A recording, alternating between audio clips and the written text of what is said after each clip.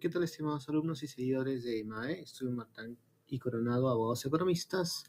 En esta oportunidad vamos a hacer un segundo repaso de derecho penal y la pregunta principal será ¿cómo calificar un delito? ¿Cómo calificar un delito?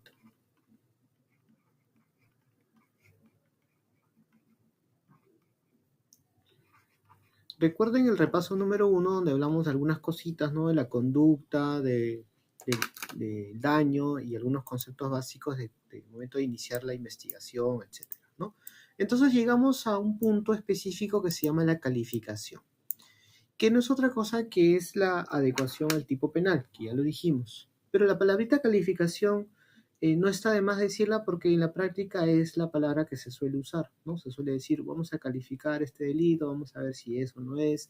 Así como se califica una demanda, por ejemplo, ¿no? Hay una etapa que le suelen llamar calificación.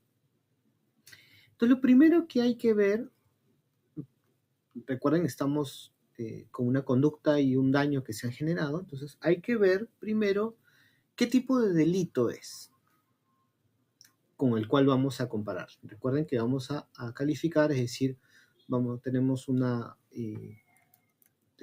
conducta y un daño que queremos ver si corresponden a un tipo penal. Queremos ver si corresponde a un tipo penal. No sé si es así o conducta, vamos a hacerlo más sencillo.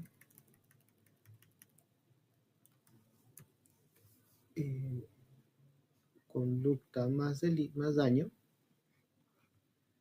si es que coinciden con el tipo penal. Así. ¿Sí? Queremos ver si coincide o si no coincide, ¿vale? Si hay una suerte de correspondencia. Entonces, lo primero que debemos hacer es verificar si este delito con el cual queremos calificarlo es un delito común o especial. Esto es especialmente relevante, valga la redundancia, porque quien comete el delito, recuerden, es el sujeto activo. Entonces, ese sujeto activo puede ser literalmente cualquier persona, así dice, el que, puede ser cualquiera, ¿no? El que atropella, el que mata, el que roba, el que asalta, el que se apropia, cualquiera. Es un delito común.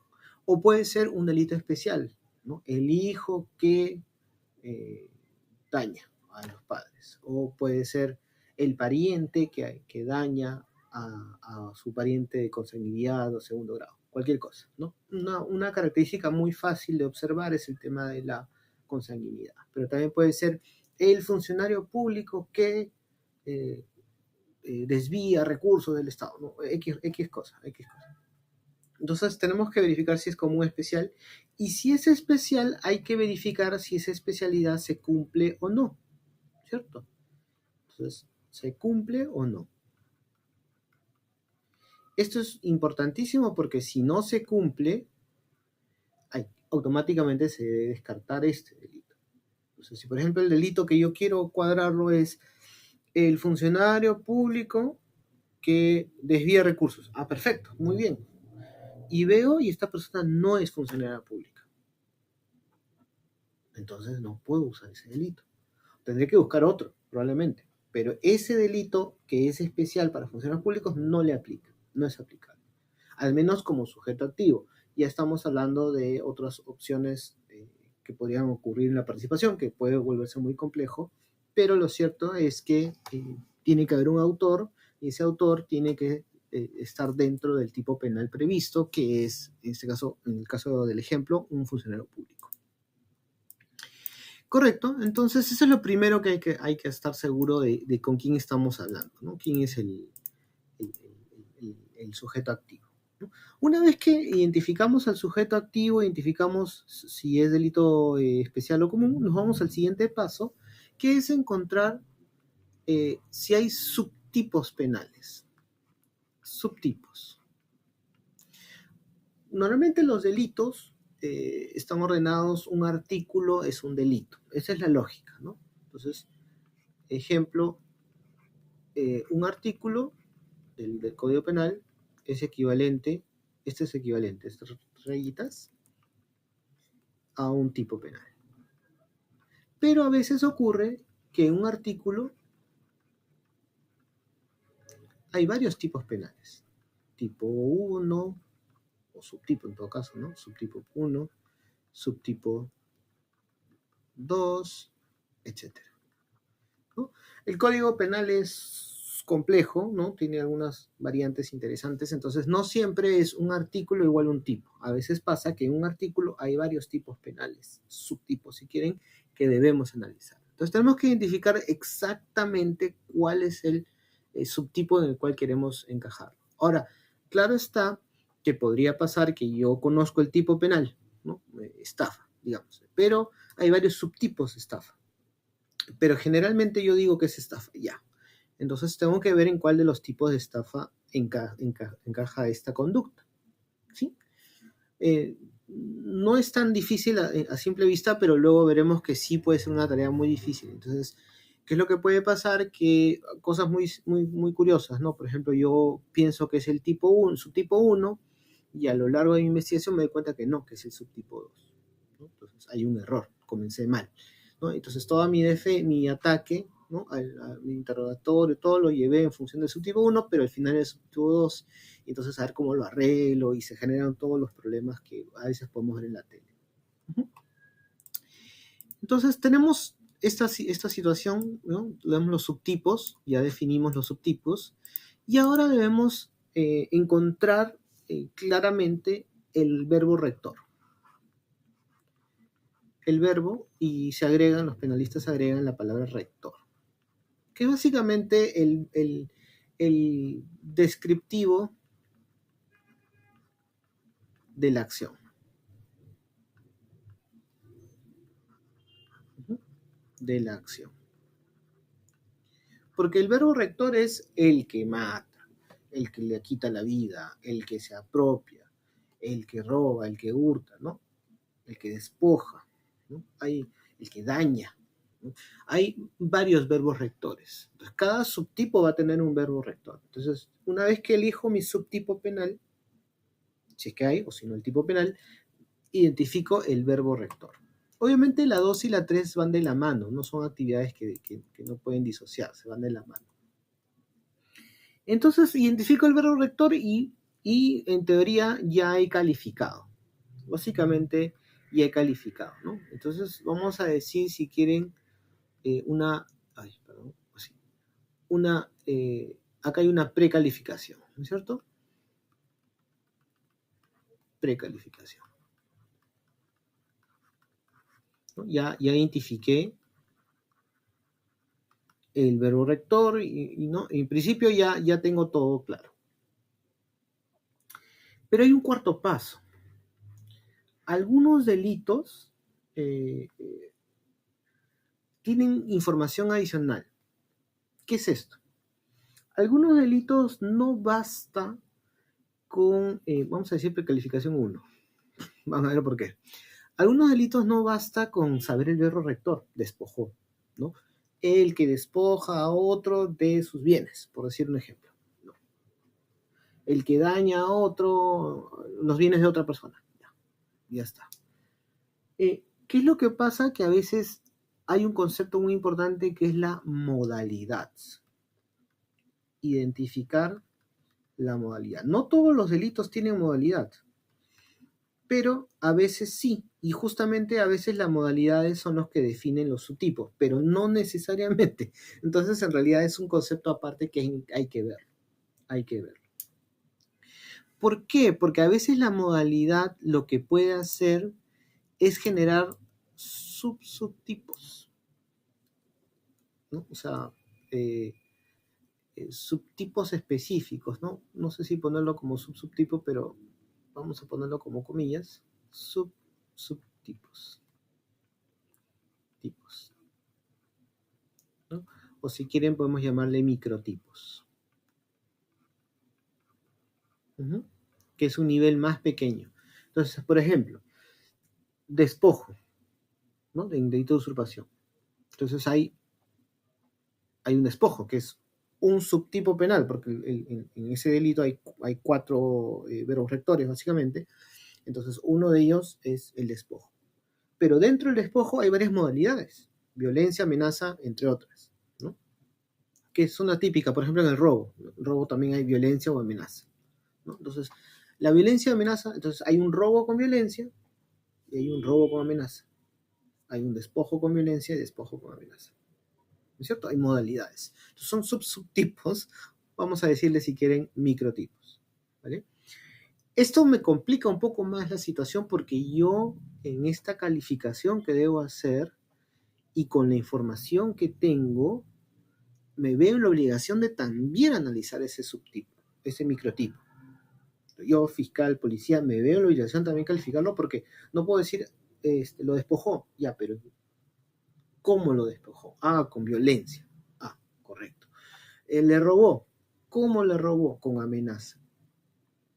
Este nivel de calificación ya es un poquito más complicado porque sí va a requerir que se tengan más indicios, más documentación o más testigos, más testimonios, porque no es tan obvio, claramente no es tan obvio el microtipo, ¿no? La modalidad, no es tan obvia, sobre todo si no hemos estado presentes, no ha sido un tema de flagrancia directa en que hemos podido observar que le arrebató. Yo vi, le arrancó, le golpeó en la cabeza y le arrancó y se fue corriendo. No hemos visto.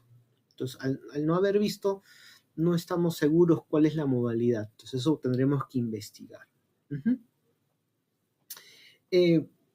Pero sí, al menos en lo que es la denuncia, que podría ser el inicio de esto, en la denuncia o en la primera declaración, ¿no? Que es básicamente en ese momento, ¿no? En el acta o en la primera declaración que haga la persona, agraviada generalmente, ahí se precise la modalidad, ¿no? Y usted cuéntenos qué pasó. Bueno, yo estaba caminando por la calle y de repente vino una persona y me arranchó el celular. ¿Cómo se lo arranchó? ¿Le dijo algo? No, simplemente agarró con su fuerza y jaló. Lo arrebató. Muy bien, listo, apuntado. Y ya está. Ya está la modalidad. Otra modalidad podría ser, mire señor, no, vino, yo estaba caminando y me dijo, dame el celular o X. Ya. Entonces, pero le golpeó, no, simplemente me dijo esa amenaza y tenía algo en la mano y yo por seguridad dejé, no hice nada y le di el celular. Muy bien. O sea, no se lo arrebató, usted se lo dio voluntariamente. Bueno, se lo di, pero no voluntariamente porque estaba siendo amenazado. Correcto. Ya, se nota. Y esta. Hay modalidades, ¿no? Entonces a veces hay otras modalidades más difíciles, por ejemplo, la modalidad de actos ocultos, la modalidad de abuso de confianza, ya son modalidades más complejas. Violencia y amenaza son las modalidades clásicas que están en el tipo penal, en el Código Penal, que son las modalidades que realmente son las que se quiere defender, ¿no? Evitar que la gente esté ahí amenazándose o violentándose para lograr cometer delitos o dañar a otros, ¿no? Pero lo de actos ocultos, lo de actos que no son realmente tan visibles o tan inmediatos, ¿no? Abusos de confianza, es más difícil encontrar si se han dado estos microtipos, ¿no? Pero esto me permite hacer una precalificación 2, o sea, un segundo nivel. ¿Sí? Muy bien, precalificación 2. Pero hay un problema adicional que es el siguiente.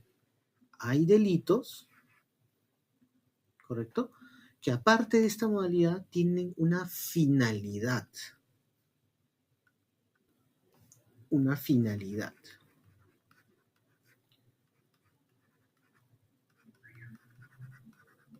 O sea, no solamente basta con ver que le ha despojado, que ha arrebatado, que le ha pegado, sino que además hay una finalidad. Ojo, no todos los delitos, y acá son los menos que lo de las modalidades, ¿no? Las modalidades, en muchos casos hay modalidades, pero en lo que es finalidad ya es un poquito menos frecuente, pero igual hay, igual hay. Entonces, lo que es la finalidad, básicamente es para algo, ¿no? La finalidad es, entonces, si el Código Penal dice, vamos a decir acá, sí, dice con el propósito, ¿no? Con el fin con el propósito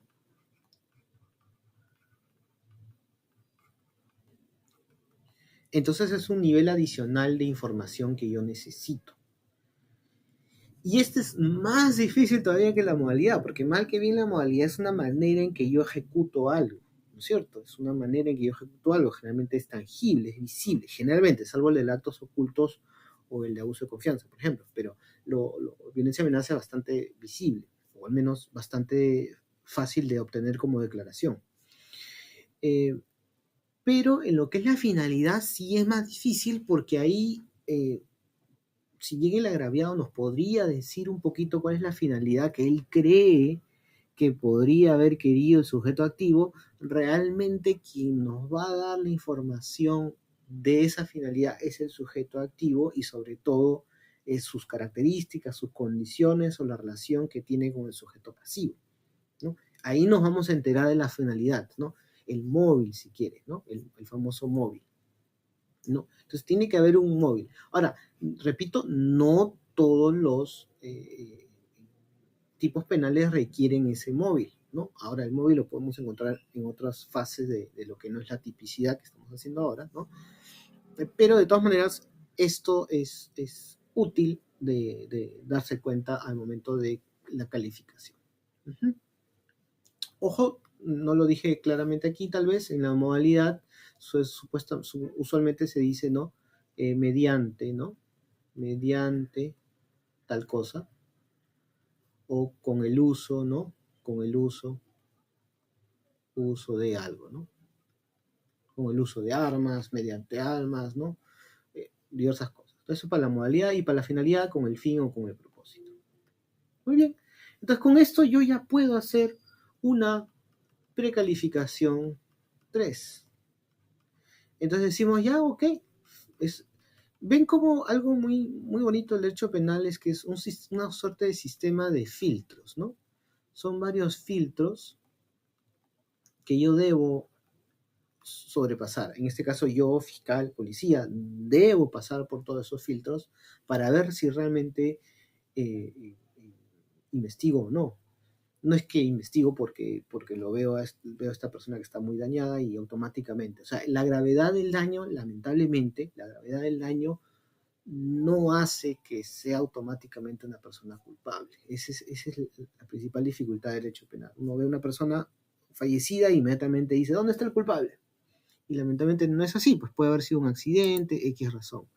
O, por ejemplo, vemos que se perdió dinero y se gastó en una obra mal hecha, entonces, ¿de quién es la culpa? Ah, ya, es de él, del responsable, ¿no? Del responsable, del presidente de la República. No, o sea, el derecho penal busca, efectivamente, buscar a la persona responsable, ¿no? Al culpable, pero no lo automatiza. Ese proceso no puede ser para nada automatizado en el derecho penal. Ese proceso pasa por muchos filtros, los estoy dando un poquito aquí, y estos son solo los filtros de la parte típica, ¿no? La parte de tipicidad adecuada al tipo penal, ¿no? Que modalidad, finalidad, todas esas cosas están en el tipo penal, ¿correcto? Y en principio ahí ya terminamos, ¿no?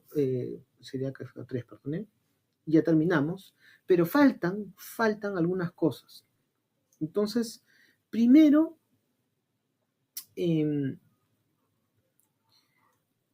hay agravantes. Y por supuesto, van a haber atenuantes.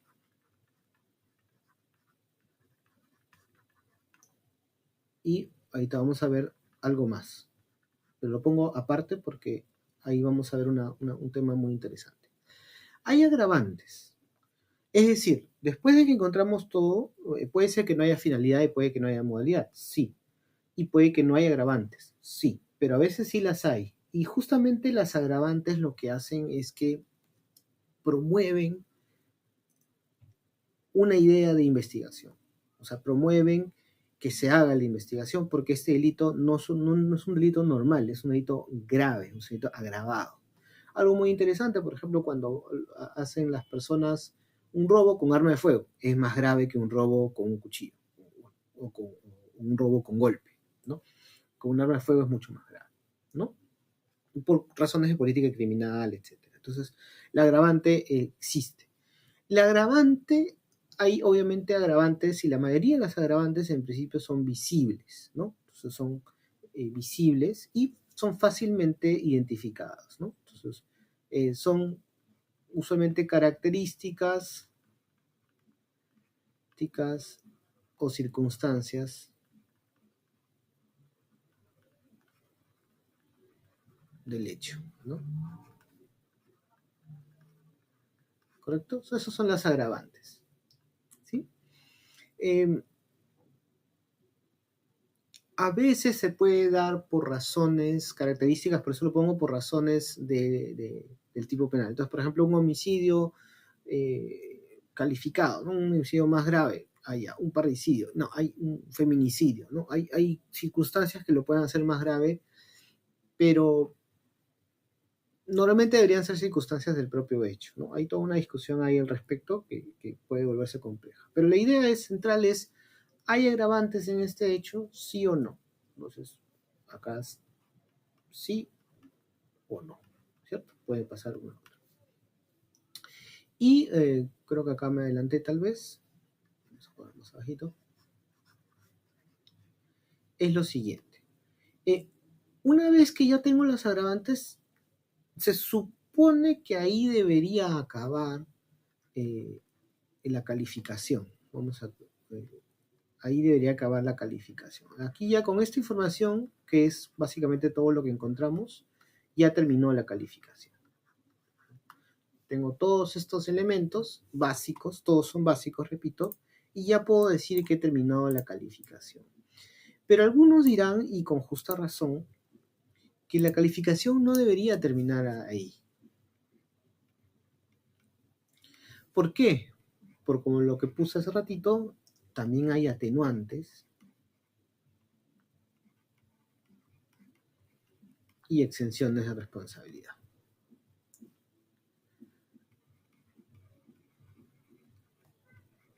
De responsabilidad y de pena, ¿no? Pero sobre todo la responsabilidad, porque la de pena igual tiene que haber una investigación porque va a haber una responsabilidad penal, pero no va a haber pena. Entonces, si hay una responsabilidad penal, esta tiene que ser terminada a través de un proceso, rápido o corto, pero debe ser determinado por un proceso. Y pueden haber atenuantes debido a algún tema específico, una característica específica, etcétera, ¿no? Y exenciones de responsabilidad. Puede haber eso. Ahora, la pregunta del millón es, ¿la policía, la fiscalía debe encargarse también de identificar los atenuantes y las exenciones de responsabilidad que pudieran ser visibles, ¿no? Observables? La respuesta debería ser sí. Entonces, por lo tanto, la calificación final debería acabar acá, ¿no? Porque a veces hay atenuantes y exenciones de responsabilidad observables versus no observables. Entonces, claro, a nivel del inicio, pues recuerden que estamos en el inicio de la investigación, donde no hay mucha información a veces, con lo que yo tengo a la mano, que generalmente son las declaraciones y los primeros hechos que veo en la escena del crimen, hay cosas, ¿no? que puedo identificar, pero no todo tal vez, ¿no? Entonces tengo que evaluar según lo que tengo. Y si según lo que tengo puedo yo encontrar algunos atenuantes o acciones de responsabilidad, debería yo tomarlas en cuenta y debería entonces recién culminar acá la calificación. Si procede, si investigo, ¿no? Investigar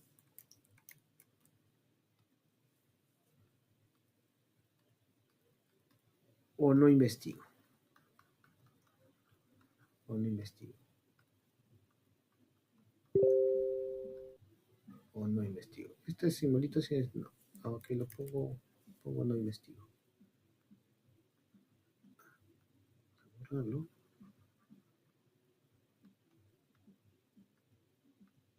O no investigo. No investigo. ¿Sí? Eso es clarísimo. Entonces, debería acabar recién aquí, después de las atenuantes de exención de responsabilidad, o tal vez al momento de que identifico los agravantes. Y ya está, con eso me doy por bien servido. Yo, ¿para qué tengo que buscar las atenuantes y exención de responsabilidad? Podría decir la policía o la fiscalía, porque eso ya es chamba del abogado, ¿no? yo ya tengo lo mínimo que necesito, voy a comenzar mis investigaciones. Y no debería ser así, sinceramente. Si estas atenuantes o exenciones de responsabilidad son manifiestamente observables, definitivamente deberíamos incluirlas y la calificación debería terminar acá. Y con eso ya hago mi informe y comenzamos a Fiscalía y Fiscalía decide, detenga a esta persona, vamos a investigar, ¿no? Entonces, eso debería más o menos ser así, ¿sí? Y eso sería todo por hoy. Muchísimas gracias. Esta es la segunda clase de repaso de Derecho Penal. Maestro Martani Coronado, economistas, muchas gracias.